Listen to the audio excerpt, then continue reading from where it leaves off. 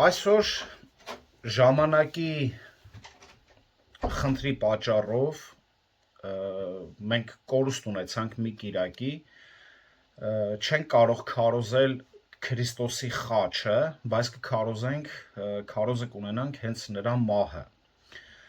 Կտեսնենք այդ իրադարձությունները, ինչ է կատարվել այդ ժամերի ընթացքում, եւ կունենանք էքսպոզիցիոն քարոզ, ինչի համար, որովհետեւ Մատթեոս ավետարանը, որտեղից որ պետք է ուսումնասիրենք,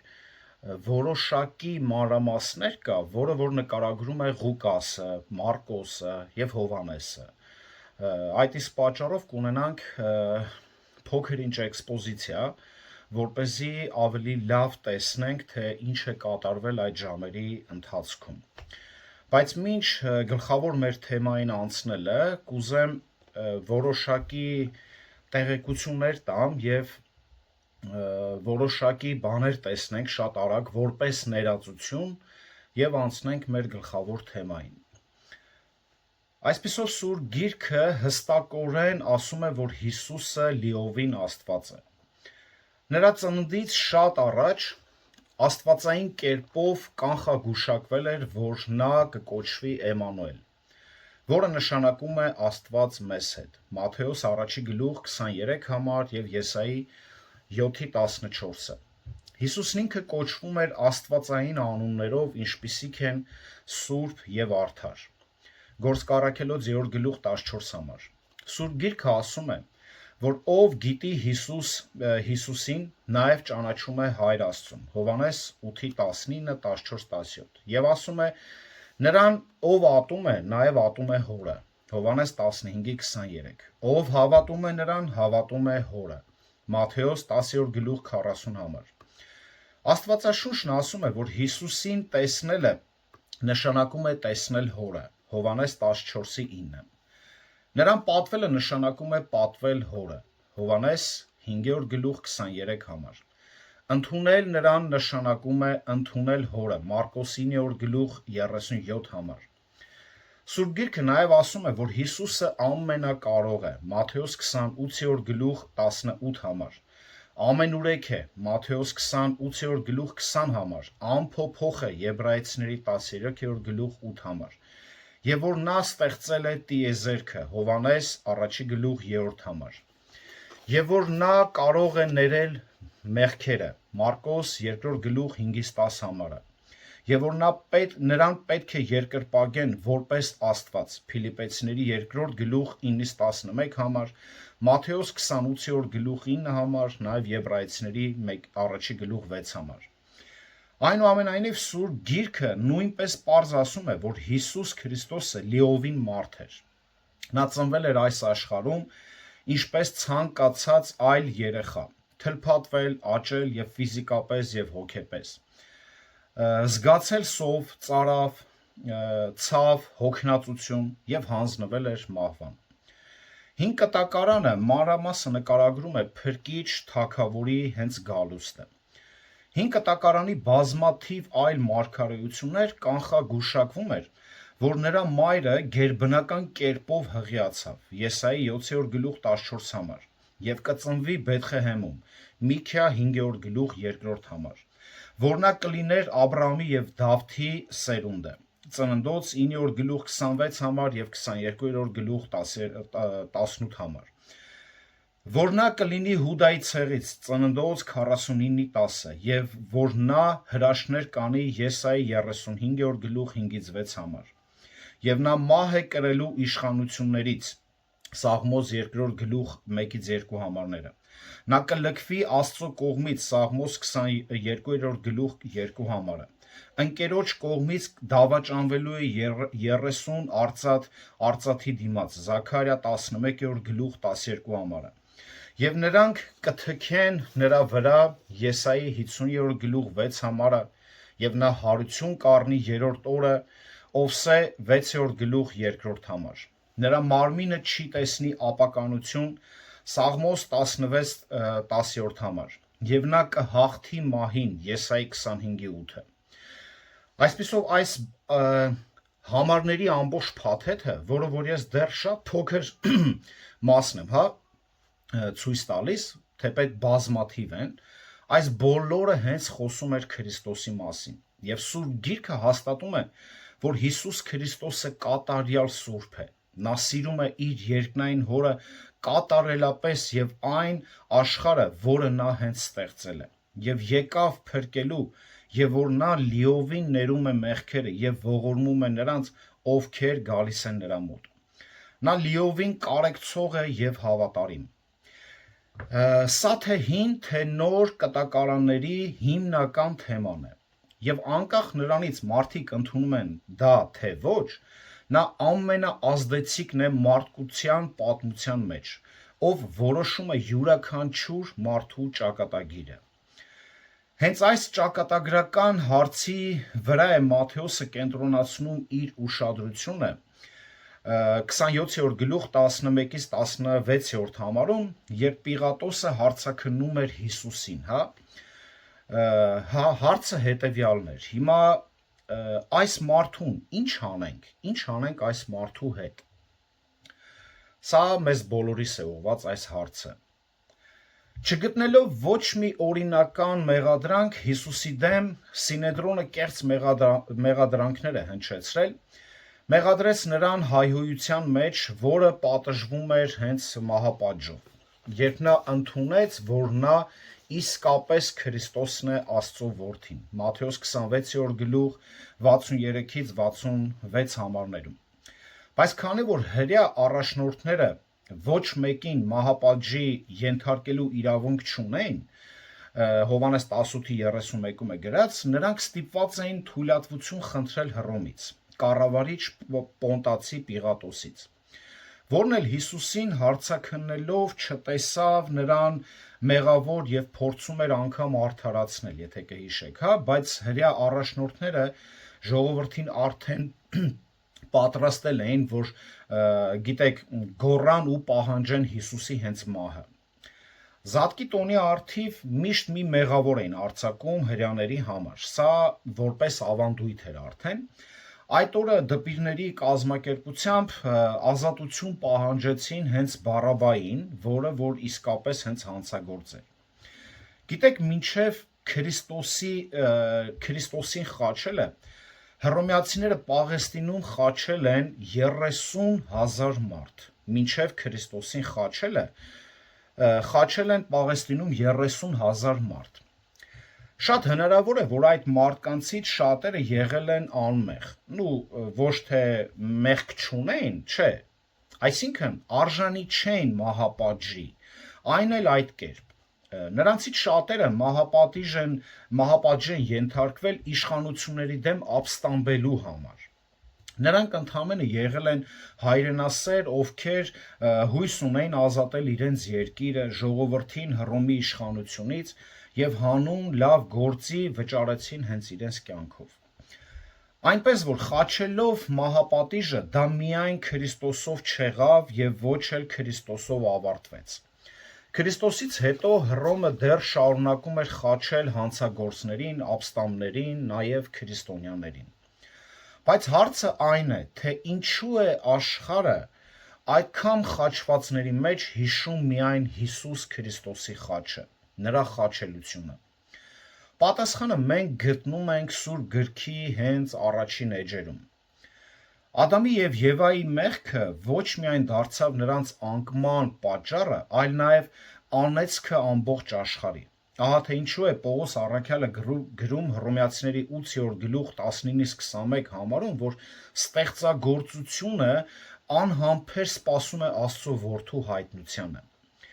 Անկումից անմիջապես հետո Աստված տվեց առաջին քողարկված խոստումը, որը կազատի մեղքից, որ անեծք էր դարձել մարդկության համար, նաև ամբողջ աշխարհի, Ծննդոց 3-րդ գլուխ 15 համար։ Գիտեք, որ երեխայի սեռը կախված է հորից։ Եվայի սերմը դարձավ կուսության կանխատեսումը Քրիստոսի ծննդի, ով չուներ երկնային հայր եւ ում սատանան ժամանակավորապես խայթելու էր գարշապարը, բայց կույսից ծնվածը մեկընդմիշտ ջախջախելու էր նրա գլուխը։ Մովսեսի օրենքում զոհաբերությունը հաստատելով կենդանիների արյունը թափվելու դեպքում Աստված իր ժողովրդին ցույց տվեց արյան անհրաժեշտությունը մեղքերի թողության համար։ Բայց կենդանիների արյունը նույնիսկ չհաջողվեց հեռացնել ամենափոքր մեղքը, եւ Իսրայելը ողջ պատմության ընթացքում անընդհատ զոհաբերություններ պետք է աներ։ Բայց անկախ նրանից, թե որքան անկատար էին այս զոհաբերությունները, այնուամենայնիվ նրանք մատնանշում էին ճշմարիտ զոհին, զոհ, որը բավարար է բոլորի մեղքերի համար։ Այս զոհաբերությունը Քրիստոսն էր, ով իր արյունը թափեց խաչի վրա։ Այդ 30,000 խաչվածներից միայն մեկն էր, որ մահացավ ողջ աշխարհի մեղքերի համար։ Եսայի մարգարեն մարգարեացել էր, որ գալու է Մեսիան։ Եկեք կարդանք Եսայի 53-րդ գլուխը,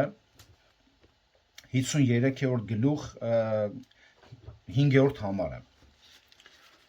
Կներեք։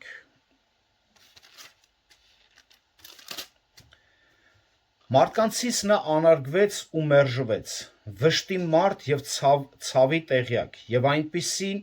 ումից պետք է երես դարձնեին, անարգվեց, և մենք նրան չգնահատեցինք։ Եվ 5-րդ համարը, սակայն մեր մեղքերի համար նա վիրավորվեց և մեր անօրենությունների համար ճզմվեց, մեր խաղաղության պատիժը նրա վրա եկավ, և նրա վերքերով մենք բժշկվեցինք։ Եվ Զաքարյան մարգարեացավ ասելով. «Եվ ես Դավթի տան վրա և Երուսաղեմի բնակչի վրա պիտի հեղեմ շնորհի և աղոթքի հոգին։ Նրանք պիտի նայեն ինձ, ում խոցեցին, և նրա վրա միամորի սգի պես սգի պիտի անեմ, և դառնորեն պիտի ողբամ նրա վրա, ինչպես որ անդրանիկի վրա են ողբում»։ Այսպիսով նոր կտակարանում նաև Պողոսը բացատրում է, որ խաչի վրա Քրիստոսը դարձավ անեծք բոլորի մեղքերի համար, Գաղատացիների 3-րդ գլուխ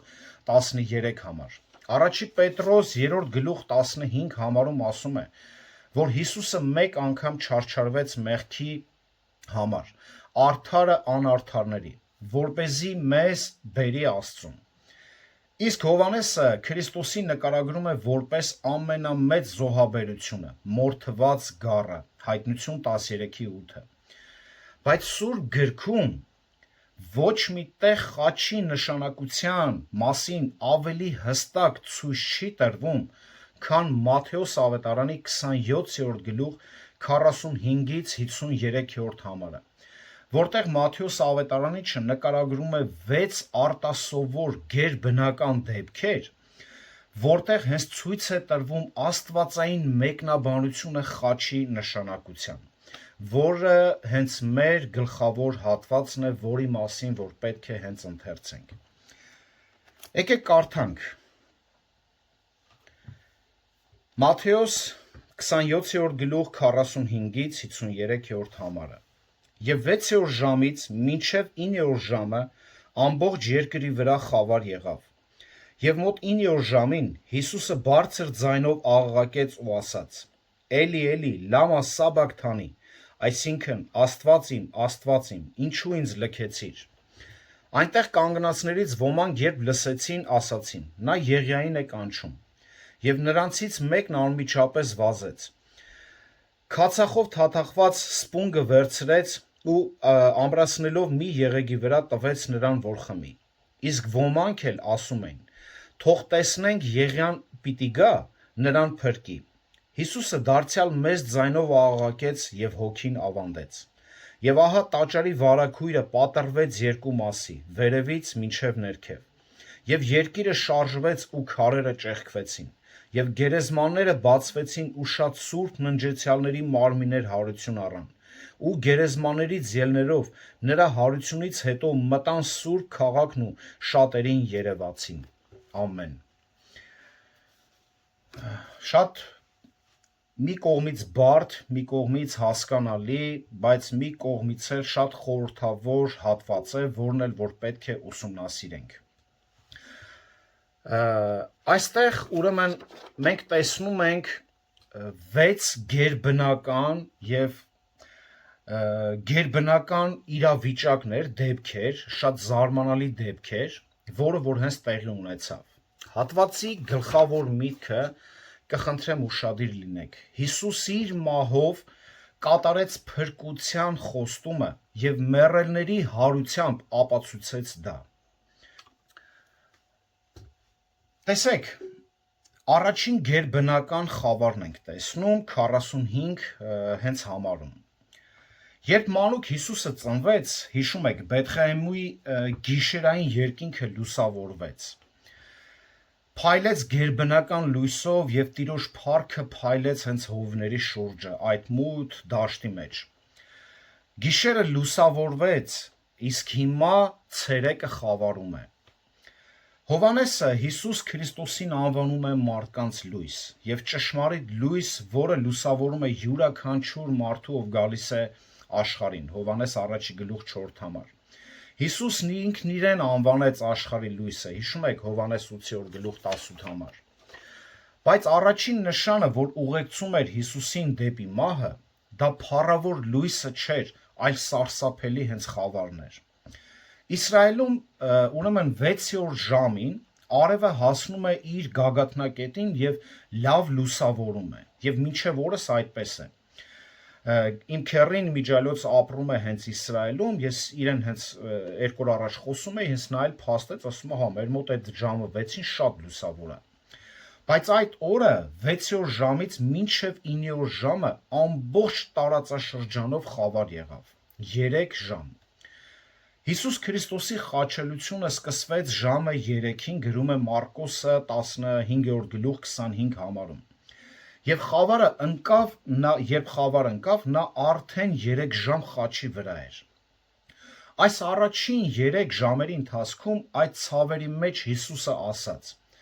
Հայր, ների՛ր նրանց, նրանք չեն հասկանում, թե ինչ են անում։ Ղուկաս 23:24 համար։ Քիչ անց նա ասաց զղջացող ավազակին, նրա կողքի խաչվածին. ճշմարիտ եմ ասում քեզ, այսօր դու ինձ հետ կլինես դրախտում, 23:43 համարում։ Եւ դրանից անմիջապես հետո ցույց տալով նրա մորը Հովհաննեսին, նա ասաց. Կին, ահա քո որդին, եւ Հովհաննեսին ասաց, ահա քո մայրը, Հովհաննես 19:26-27 համարում։ Կեսօրից հետո հաջորդ 3 ժամվա սկզբին մեծ խավարը պատել էր ամբողջ երկիրը։ Ուրեմն հուներեն գե հենց բառը, երկիր բառը, կարող է նշանակել նաև ամբողջ աշխարհը։ Այս եկած խավարը նկարագրելու համար Ղուկասը օգտագործում է էկլեյպո բառը, որը բառացի նշանակում էր դադարել, գոյություն ունենալ։ Այսինքն ստեղծագործությունը կարծես կանգ էր առել, այդ պահին կարծես կանգ էր առել։ Սա այն խավարը չէր, որ արևը լուսնի հետ հանդիպում են իրար, սա Աստծո գերբնական միջամտությունն էր։ Ոչ ավետարաններում, ոչ էլ Սուրբ գրքի այլ վայրերում այս խավարի իմաստը չի բացատրվում։ Բայց շատ ուրեմն ռաբիներ սովորեցնում են, որ խավարի ժամանակ Աստված մի հատուկ եւ սարսափելի մեղքով պատժեց աշխարհը։ Որոշ մեկնաբաններ կարծում են, որ Աստված խավար է ուղարկել երկրի վրա, թաքցնելով Քրիստոսի հենց տառապանքը։ Մյուսները կարծում են, որ դա դրսևորում էր հոր աստվածային կարեկցությամբ եւ տրվեց Քրիստոսի մերկությունը ծածկելու համար, նրա որդու ամոթը ծածկելու համար։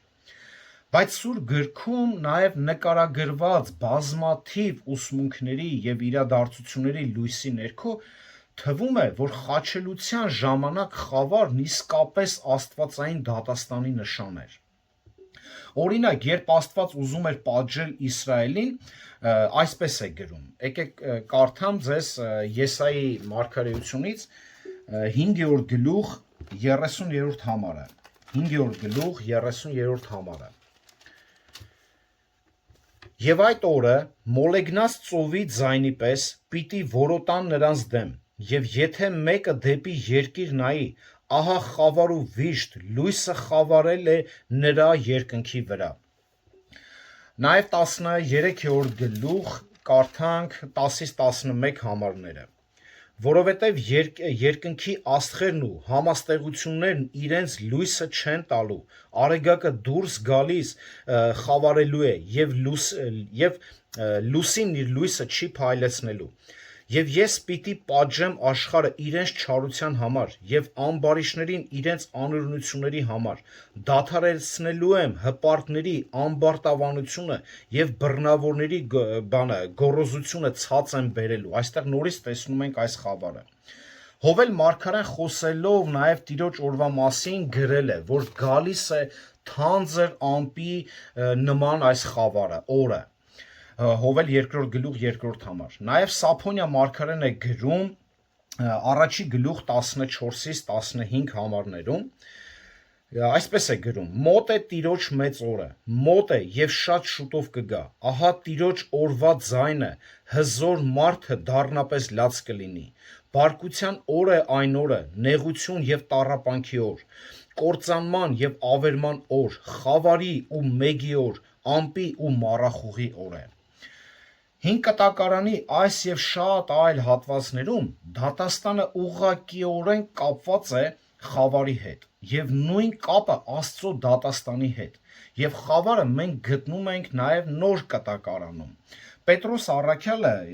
իր երկրորդ նամակում 2-րդ գլուխ 4 համարում այսպես է գրում. քանի որ եթե Աստված մեղանչած հրեշտակներին անգամ չխնայեց, այլ դժոխք նետեց, որտեղ խավարի կապանքներով պահվում են դատաստանի համար։ Օգտագործելով նման բառապաշար Հուդան է ասում, որ Աստված այս հրեշտակներին պահում է հավիտենական շղթաներով խավարի տակ մեծ օրվա համար, Հուդա 6-րդ համարը։ Հիսուսն ինքը հաճախ խոսում էր այդ մասին աստվածային դատաստանը նկարագրելով այն որպես արտաքին խավար, որտեղ կա լաց և ատամների կրճտոց, Մատթեոս 8-րդ գլուխ, 22-րդ գլուխ և այլն։ Այսպիսով խաչը դարձավ Աստծո սարսափելի դատաստանի վայրը, որտեղ ամբողջ աշխարհի մեղքը դրվեց Աստծո անմեղ կատարյալ որդու վրա։ Ահա թե ինչու է Աստված ուղարկել այս մեծ գերբնական խավարը, որի մեջ արտահայտվեց իր վերաբերմունքը մեղքի նկատմամբ դատապարտելով այն։ Սա Աստծո բարկությունն էր ամբողջ աշխարհի վրա։ Խավարը հենց ցույց է տալիս, որ աշխարհում բոլորն են մեղավոր, որն էլ կրում էր իր որդին հենց խաչի վրա։ Երկրորդ արտասովոր և զարմանալի դեպքը տեսնում ենք 46 համարում։ Աստվածային բաժանումն ենք տեսնում, շատ մի արտասովոր դեպք։ Անբացատրելի իրադարձության արդյունքում տեղի ունեցավ երկրորդ այս զարմանալի դեպքը, որը կարելի է անվանել աստվածային բաժանում, որտեղ Աստված ինչ-որ կերպ բաժանվեց Աստծուց։ Այդ պահին Հիսուսը բարձր ձայնով աղաղակեց. «Էլի, էլի, լամա սաբաքթանի», որը նշանակում է Աստված իմ, ինչու ինձ թողեցիր։ Դա յուրահատուկ և տարօրինակ իրադարձություն էր։ Հիսուսը աղաղակեց հոգեվարքի մեջ, քանի որ իր կյանքում առաջին և միակ անգամ ամբողջ հավերժության ընթացքում նա զգացել է բաժանում իր երկնային Հորից։ Սա միակ դեպքն է, որ մենք կգտնենք, որ Հիսուսը Հորը չի դիմում որպես Հայր։ Քանի որ Հիսուսը իր վրա վերցրեց աշխարհի մեղքը, Հայրը հենց թեքվեց նրանից։ Այս առեղծվածն այնքան մեծ և անհասկանալի է, որ ասում են Մարտին Լյութերը երկար ժամանակ մեկուսացել է փորձելով հասկանալ այս դեպքը, բայց ի վերջո նա վերադառնում է մենությունից նույն շփոթության մեջ, որի համար որ առանձնացել էր։ Ինչ-որ կերպ աստվածային ամենազորությամբ և գերիշխանությամբ կարճ ժամանակով Գողգոթայում աստվածամարդը բաժանվեց Աստծուց։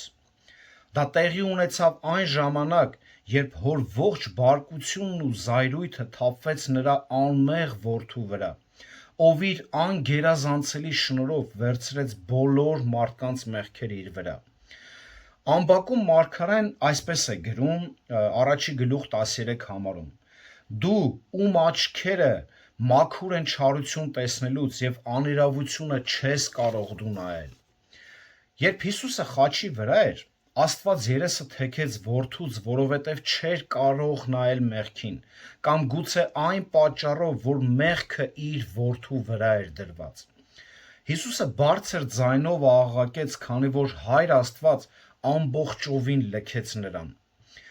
Հայրը թողեց որդուն, քանի որ որդին վերցրեց իր վրա հենց մեր մեղքերը, մեր անօրենությունները, ինչպես ասաց Եսայի 53:5 համարը։ Հիսուսը մատնվեց հանցանքների համար, մեր հանցանքների, Հռոմեացիների 4:25 համար, եւ մեռավ մեր մեղքերի համար ըստ Սուրբ գրքի, 1 Կորինթացիների 15:3-ը։ Աստված չգիտեր մեղքը, բայց իր որդուն դարձրեց մեղավոր, որ մենք արդարանանք, ասում է 2 Կորինթացիների 5:21 համարը, եւ Հիսուսը դարձավ անեծք մեզ համար, Գաղատացիների 3:13 համար։ Նա ինքը մեր մեղքերը կրեց իր մարմնով խաչափայտի վրա, 1 Պետրոս 3:24 համար։ Մի անգամ չարչարվեց մեր մեղքերի համար, արդարը անարդարների համար, 1 Պետրոս 3:18 համար, եւ դարձավ մեր մեղքերի քավությունը, 1 Հովհաննես 4:10 համար։ Այսպիսով Հիսուսը ոչ միայն կրեց մարդու մեղքը, այլ իրականում ինքը դարձավ մարդու փոխարեն մեղք դարձավ, մեղավոր չէ, որպեսզի նրանք, ովքեր հավատում էին նրան, կարողանան փրկվել սեփական մեղքերի պատժից։ Հիսուսը եկավ մարդկանց պատմելու Աստծո մասին ամեն ինչ կատարյալ կերպով եւ ցույց տալու նրանց կատարյալ ճանապարհը, Աստծո սրբության եւ արդարության չափանիշները։ Աստծո սրբության եւ արդարության չափանիշները։ Եվ ինչպես Տերն ասաց, նա չէր եկել միայն պատմելու կամ ցույց տալու համար, այլ ասաց, եկեք կարդանք Մատթեոս 20:28 համարը։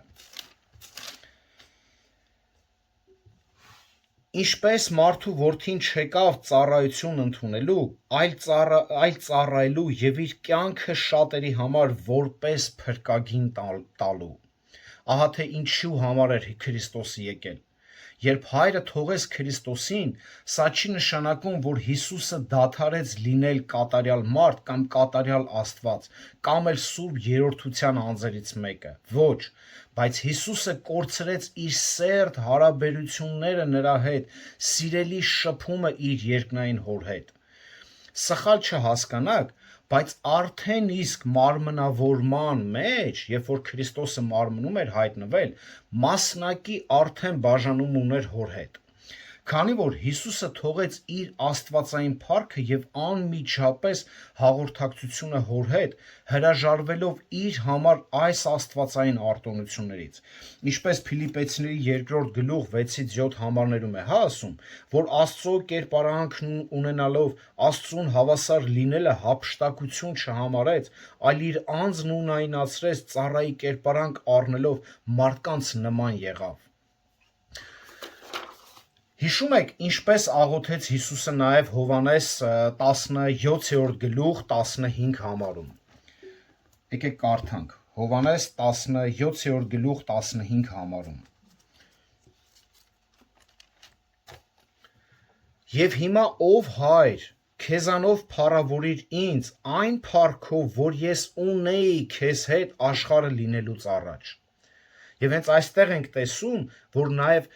իր մարմնացման մեջ փոքր ինչ կարծես թե արդեն բաժանում կար իր եւ Հոր միջև, բայց ոչ այն աստիճանի, որը որ տեսնում ենք խաչի վրա։ Խաչի վրա նրա բաժանումը Հորից ավելի խորը ցածրացում էր նրա համար, քան որ նա թողել էր իր փառքը եւ մարմնի մեջ էր հայտնվել 33 տարի։ Ինչպես արդեն ասացի, այս բաժանման առեղծվածը նույնիսկ ամենալավ եւ հայտնի աստվածաբանները չեն կարողացել բավարար մեկնաբանություն տալ, թե ինչպես է այս process-ը կատարվել, ինչպես եղավ այս սա, չեն կարողացել, որի մեջ մենք էլ չենք ուզում շատ խորանանք։ Ուրեմն նաև կարդացել եմ շատ մեկնաբանների աստվածաբաների մեկնաբանություններ, նույնպես կարծես թե շատերը չեն ուզում մեկնաբանել մանրամասն։ Բայց Աստված մեզ հայտնեց գլխավորը այս ճշմարտության մեջ։ Նրա հոգու օգնությամբ, ով մեզ լուսավորում է, եւ մենք ընդունել եւ հասկացել ենք այն մեր հնարավորությունների սահմաններում։ Սուրբ գրքում ոչ մի տեղ այդքան հստակ չենք կարող տեսնել եւ զգալ Հիսուս Քրիստոսի զոհաբերական մահը եւ նրա ապրած տառապանքը իր հորից բաժանվելուց, ինչպես խաչի վրա մեղքի համար հենց նրա տառապանքը։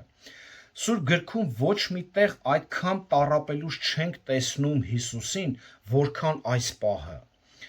Գողգոթայի ճանապարհին, երբ Հիսուսը խաչը ուսերին տանում էր, սա մեծ չարչարանք էր, գիտեք, ծեծված, հալածված, սոված, մերկ,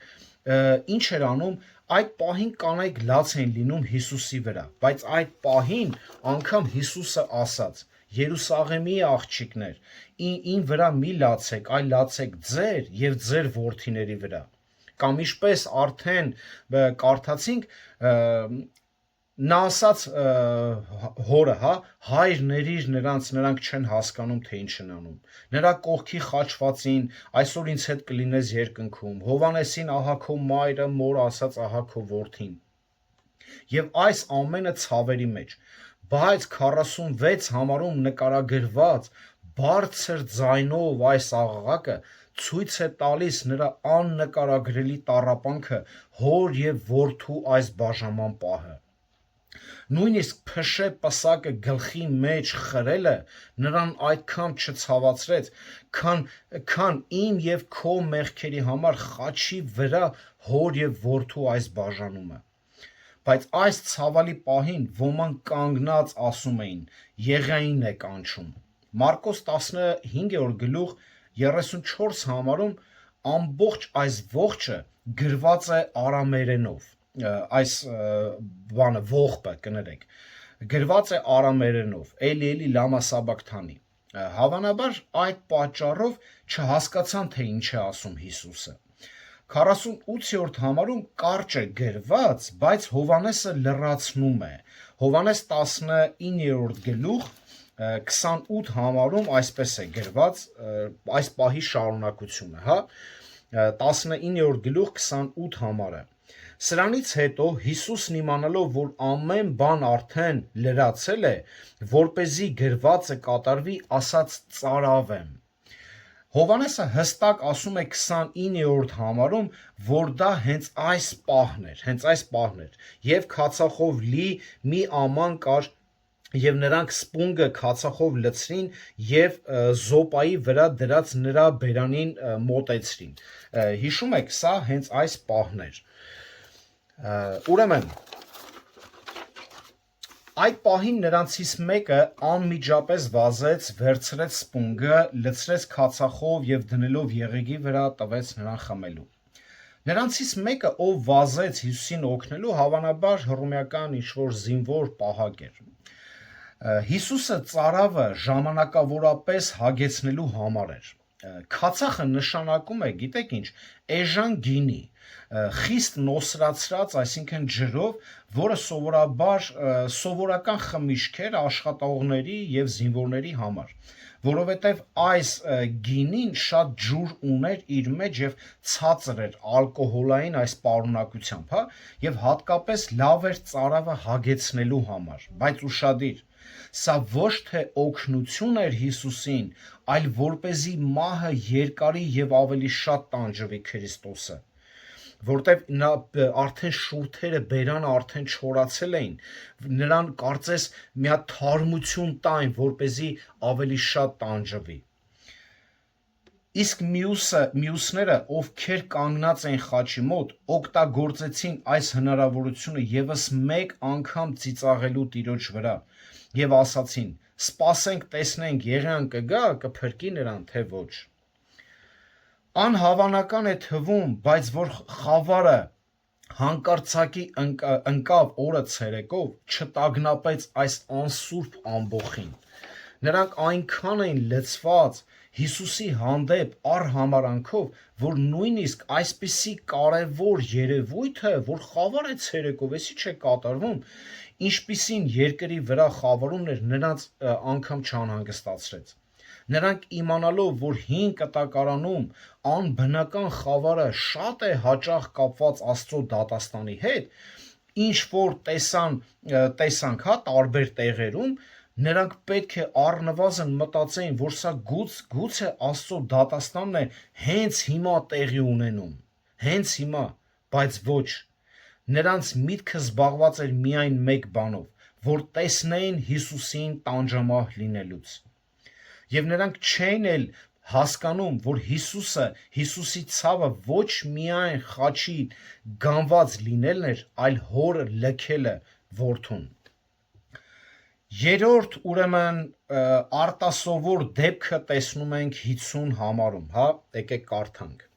Հիսուսը դարձյալ մեծ ձայնով աղաղակեց և հոգին ավանդեց։ Քերականությանը ուշադրություն դարձրեք, մեծ ձայնով աղաղակեց ու հոգին ավանդեց։ Այստեղ տեսնում ենք անշահախնդիր մահը Քրիստոսի։ Խաչի վրա երրորդ ուրեմն այս հրաշքը, այս արտասովոր դեպքը Քրիստոսի անձուրաց մահն էր, որդու կամավոր զոհաբերությունը, ով ենթարկելով իր հոր կամքին իրեն տվեց աշխարհի մեղքերի համար։ Այն, որ Հիսուսը կրկին բարձր ձայնով աղաղակեց, խոսում է նրա զգալի ֆիզիկական ուժի մասին, որը մնացել էր նրա մեջ։ Չնայած այդքան ծեծերի, խարազանների, փշե պսակով թագադրմանը և խաչի անցկացրած ժամերին, Հիսուսը դեռ իր մեջ ուժ էր կրում։ Հիսուսը չմարեց աստիճանաբար մինչև մահ, ինչպես մնացածը։ Նույնիսկ հիմա նա ցույց տվեց, որ նա ամբողջովին ուժասպառ չէ և ուժ ուներ ողջ մնալու, եթե ուզեր։ Վերջին խոսքերից, որ Տերն ասաց խաչից աղաղակելով, հետևյալն էր, որը նույնպես այստեղ չենք տեսնում, Հովհաննես 19:30 համարն էր. կատարվեց։ Սա նշանակում էր, որ այն աշխատանքը, որի համար իր երկնային հայրն էր ուղարկել նրան, կատարված էր։ Եվ հետո ևս մեկ անգամ Աստծուն դիմելով, որպես հայր նա ասաց. «Հայր, ձեռքերիդ մեջ եմ ավանդում իմ հոգիս»։ Ղուկաս 23:46 համարում է։ Ավանդեց բառը դա հուներեն աֆեյմիա բառն է, որը նշանակում է կամային գործողություն, այսինքն արձակել, ուղարկել, ինքը իր հոգին արձակեց, հասկանում եք, մարդ չի կարող իր հոգին ավանդել, չէ, մահացող մարդը, և այս ժողովուրդը չէր, որ վերցրեց Հիսուսի կյանքը, այլ ավելի շուտ նա տվեց իր հոգին գիտակցված արարքով, նրա ինքնիշխան կամքով, ինքը իր ինքնիշխան կամքով ավանդեց իր հոգին։ Հիշում եք, Հիսուսը սովորեցնում էր աշակերտներին, որ իր կյանքը ոչ ոք չի կարող վերցնել, միայն նա կարող է իր կյանքը դնել և իր կյանքը վերցնել, Հովհաննես 10:18 համարում։ Ինչպես արդեն ասացինք, Հիսուսի այդ բարձր ձայնով աղաղակելը խաչի վրայից ցույց է տալիս նրա ուժի մեծ պաշարը, որը չլսված էր այդ կարգավիճակում գտնվող մարդու համար։ Չնայած Հիսուսի ֆիզիկական վիճակը ծայրահեղ ավելի ծանր էր, քան երկու ավազակները, որտեղ նրան դաժանաբար ծեծել էին մինչև խաչելը, այն էլ հռոմեական դաժան գործիքներով։ Նա մահացավ շատ ավելի վաղ, քան սովորաբար լինում էր հենց նման դեպքերում։ Անգամ երբ Հովսեփ Արիմաթացին եկավ Պոնտացի Պիղատոսի մոտ, խնդրեց Տիրոջ մարմինը, Մարկոս 15:44 համարում է գրված, Պիղատոսը անգամ ինքը զարմացավ, որ այդքան շուտ է մահացել Հիսուս Քրիստոսը, որովհետև դա հիմնականում, երբ որ մեխերը գանված էին վերքերի մեջ, արյունը չէր կարում, գիտեք, ավելի արտահոսք ունենալ, այլ կաթ մոտ էր գանվում, այսինքն տանջվում էին մարդիկ, անգամ գիտեք 3 օր տևում էր մինչև որ մարդը մահանում էր։ Անգամ կան այդպիսի դեպքեր, որ գրված է մինչև 3 օր քաշում էր մինչև մարդը մահանում էր։ Այս երկու փաստերն էլ ցույց են տալիս, որ Հիսուսը կամավոր տվեց իր կյանքը նրանց, ովքեր փնտրում են այն։ Խաչի վրա հայրը դատապարտեց աշխարհի մեղքը, որը իր որդին վերցրեց իր վրա։ Եվ որդին, որի աստվածային ձեռքերում են կյանքն ու մահը, կամավոր տվեց իր կյանքը որպես վճար բոլորի մեղքերի համար։ Խնդրում եմ ուշադիր, խաչի վրա Հիսուսը կարծես ապրել էր մեր մեղավոր կյանքը,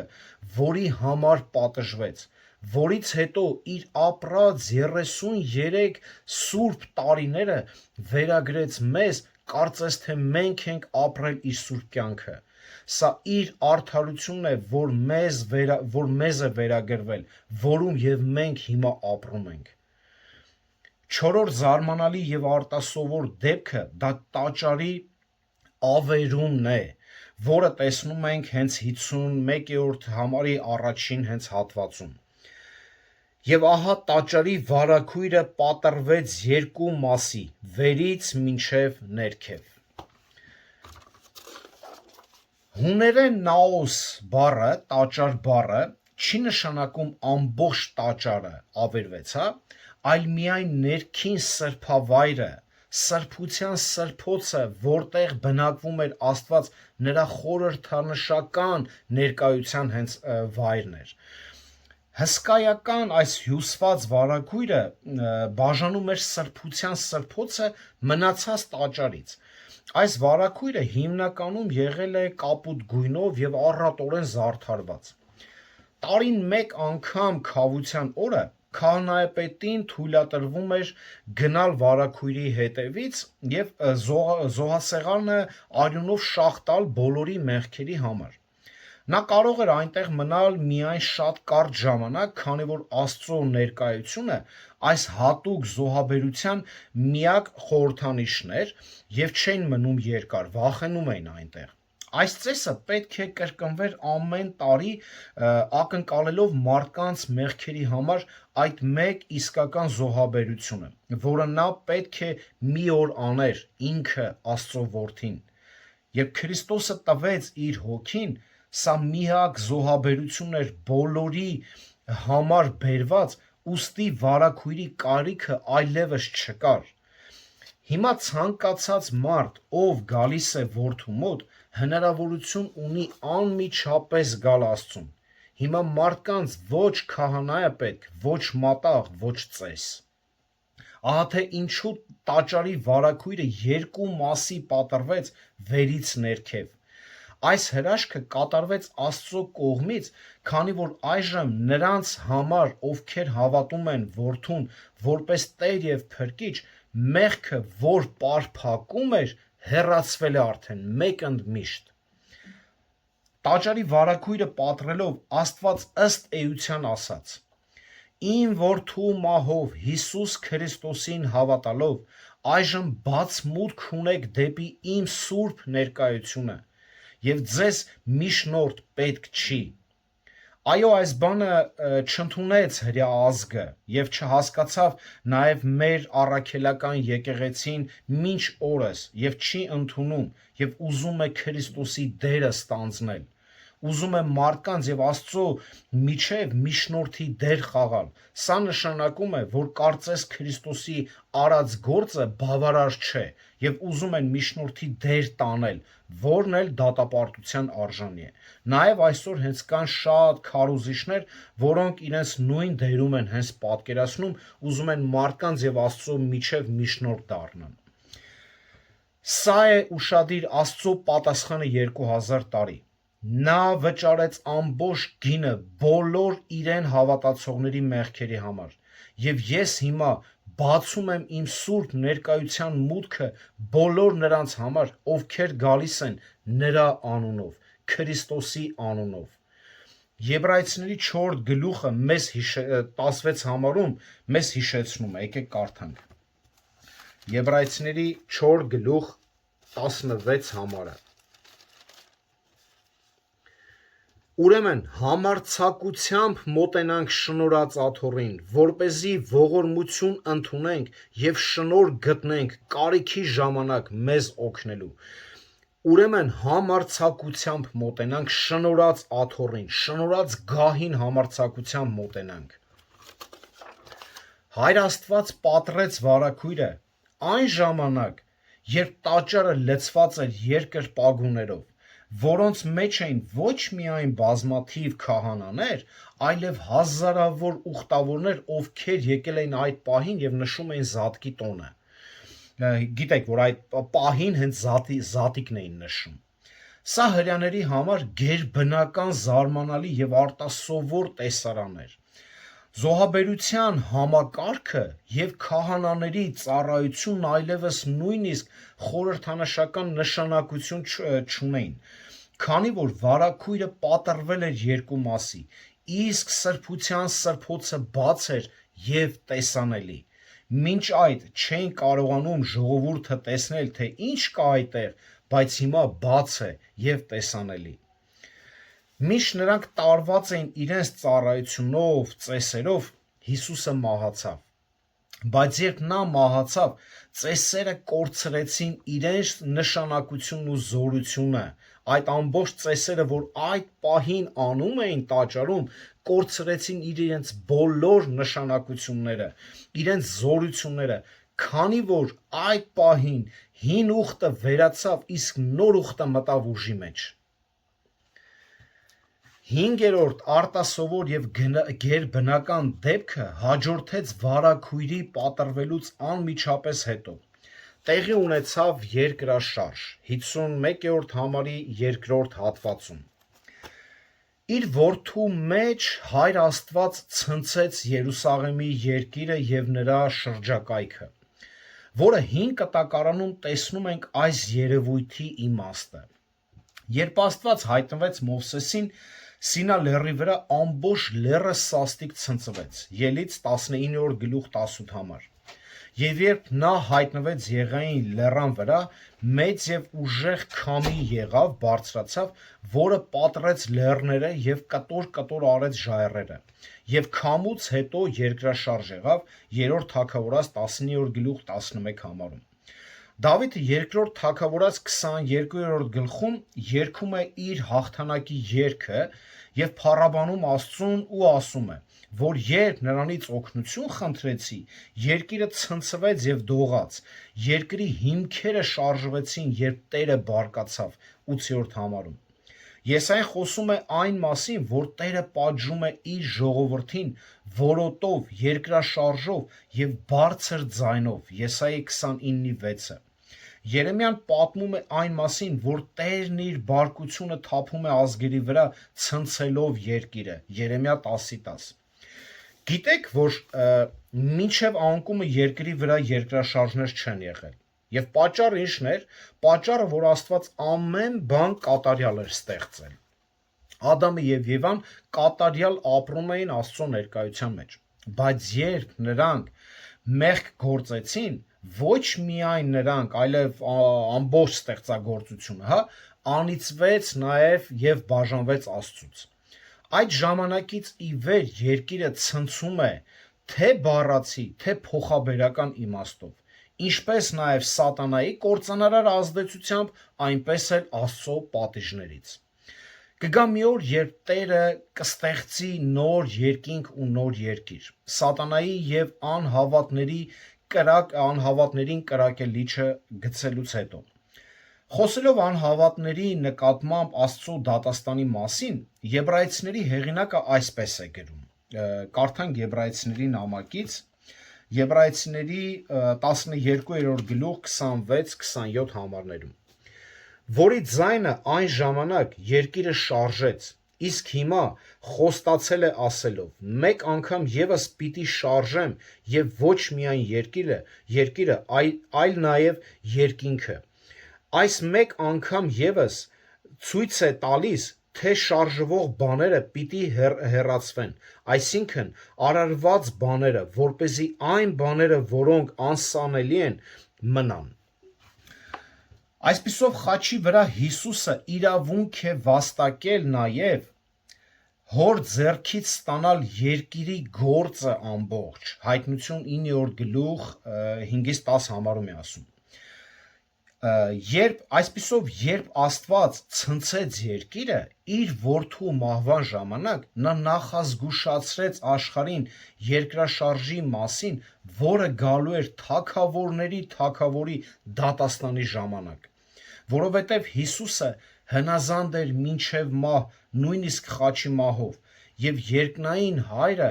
բարձրացրեց նրան եւ տվեց նրան մի անուն, որը վեր է ամեն անունից, որպիսի Հիսուսի առջև յուրաքանչյուր ծունկ ծնկի պետք է խոնարհվի, ծնկի գա, երկնքում, երկրի վրա եւ երկնքի տակ յուրաքանչյուր լեզու պետք է խոստովանի, որ Հիսուս Քրիստոսը Տերն է Հայր Աստծո փառքի համար։ Փիլիպպեցիների 2-րդ գլուխ 8-11 համարում է գրում։ Եվ վերջին 6-րդ արտասովոր եւ զարմանալի գերբնական հրաշքը տեսնում ենք 52-53 համարներում, որտեղ որ գերեզմանները բացվում են եւ մեռելներ են հարություն առնում։ Սա կարճ նշանակում է հաղթանակ մահվան նկատմամբ։ Այս արտասովոր հրաշքի իրադարձության նշանակությունը նրանում չէ, որ գերեզմանները բացվեցին, քանի որ դա կարող է տեղի ունենալ ցանկացած երկրաշարժի ընթացքում։ Մեծ հրաշքը, այս արտասովոր դեպքը կայանում է նրանում, որ հանգուցյալ սրբերի բազմաթիվ մարմիններ հարություն առան։ Այն բանից հետո, երբ տաճարի վարագույրը պատռվեց երկու մասի եւ երկիրը սաստիկ ցնցվեց, Տերը հարություն տվեց որոշ նախկինում մահացած հավատացյալների մարմիններ։ Նրանք հավատում էին Աստծուն նախքան հին ուխտը եւ դրա ընթացքում, եւ այս հավատացյալների մարմինները հարյուրավոր եւ հազարավոր տարիներ գտնվել են գերեզմաններում։ Երբ Հիսուսը մահացավ, նրանց հոգին վերադարձավ արդար հոգիների կացարանից եւ միավորվեց նրանց փառավոր մարմինների հետ։ Դա ամբողջական եւ վերջնական հարություն ու փառաբանություն էր։ Դա դարձավ եւս մեկ նշան այն բանի, թե ինչ է անելու Աստված վերջին ժամանակներում, այն ժամանակներում, երբ բոլոր Քրիստոսով մահացածները հարություն կառնեն, ասում է առաջի Թեսաղոնիկեցիների 4 գլուխ 16 համարում։ Այս սրբերը չհայտնվեցին Երուսաղեմ, մինչև որ Տերը ինքը հարություն առավ։ Եկեք մի հատ ուշադիր կարդանք այդ հատվածը, հա, ուշադիր կարդանք։ Եվ գերեզմանները բացվեցին, ու շատ սուրբ ննջեցյալների մարմիններ հարություն առան, ու գերեզմաններից ելներով նրա հարությունից հետո մտան սուրբ քաղաքն ու շատերին երևացին։ Նրա հարությունից հետո։ Եվ ինչպես նշում է առաջի Կորինթացիների 15-րդ գլուխ 20 համարը, առաջինը պետք է Քրիստոսը հարություն առներ։ Մենք չգիտենք, թե ինչ են նրանք խոսացել, ինչ են ասել սուրբ քաղաքում իրենց եղբայրներին, բայց նրանք մարմնի մեջ հայտնվելը նրանց մարմնի ոչ միայն Քրիստոսի հարության ապացույցն էր, այլև Աստծո խոստումը։ Հարություն տալ բոլոր նրանց, ովքեր հավատացել են Քրիստոսի գալստին անցյալ ժամանակով կամ ապառնի ժամանակով պետք է հավատան։ Եկեք կարդանք առաջի Կորինթացիների 15-րդ գլուխ 22 համարը եւ 51-ից 53-րդ համարը։ 15-րդ գլուխ 22 համարը։ Որովհետև ինչպես Ադամով բոլորը մեռնում են, այնպես էլ Քրիստոսով բոլորը պիտի կենդանանան։ Եվ 51-53 համարները։ Ահա մի խորհուրդ հայտնեմ ձեզ, բոլորս պիտի չննջենք, բայց բոլորս պիտի փոխվենք։ Հանկարծակի մեկ ակնթարթում վերջին փողի ժամանակ, որովհետև փողը կհնչի, մեռելները հարություն կառնեն առանց ապականության եւ մենք կփոխվենք, որովհետև պետք է որ այս ապականացուն ապականություն հագնի եւ այս մահկանացուն անմահություն հագնի։ Այսպիսով այս 6 գերբնական հրաշքների միջոցով Հայր Աստված ասաց, որ խաչը հավիտենական կյանքի միակ հույսն է։ Երբ Քրիստոս իր քավող մահով վերցնում է մարդու մեղքը, Աստծո բարկությունն այլևս չի ընկնում այդ հավատացյալի վրա։ Հավատացյալն ազատվում է մահից եւ պատժից, որովհետեւ Տերը չարչարվեց նրա համար եւ իր կյանքը տվեց նրանց համար, ովքեր հավատում են Որդուն եւ մուտք ունեն դեպի Աստված, եւ մուտքը այդ դեպի Աստված լայն բաց է, եւ նրանք կարող են վստահ լինել, որ կապրեն նրա մեջ հավիտենական եւ անխորտակելի թագավորությունում, հագած հավիտենական եւ անապական մարմիններ։ Տերը օրհնի իր խոսքը եւ ձեզ բոլորիդ, քույրեր եղբայրներ ջան։ Եվ կուզեմ այս առիթով մի համարել ընթերցենք, որը այս թեմայի հետ կապ չունի, որոշակի կապ ունի, բայց սա մեկ այլ թեմա է։ Առաջի Կորինթացիների 15-րդ գլուխ 55-ից մինչև 58 համարը։ Ով մահ, ուր է քո խայթոցը, ով գերեզման, ուր է քո հաղթանակը, մահվան խայթոցը մեղքն է, իսկ մեղքի զորությունը օրենքը, բայց գոհություն Աստծո, որ մեզ հաղթություն տվեց մեր Տեր Հիսուս Քրիստոսի միջոցով։ Ուրեմն իմ սիրելի եղբայրներ, նաև քույրեր, հաստատ եղեք, անշարժ մնացեք, միշտ ավելի առաջացեք Տիրոջ գործի մեջ, գիտենալով, որ ձեր աշխատանքը զուր չէ Տիրոջով։ Ամեն։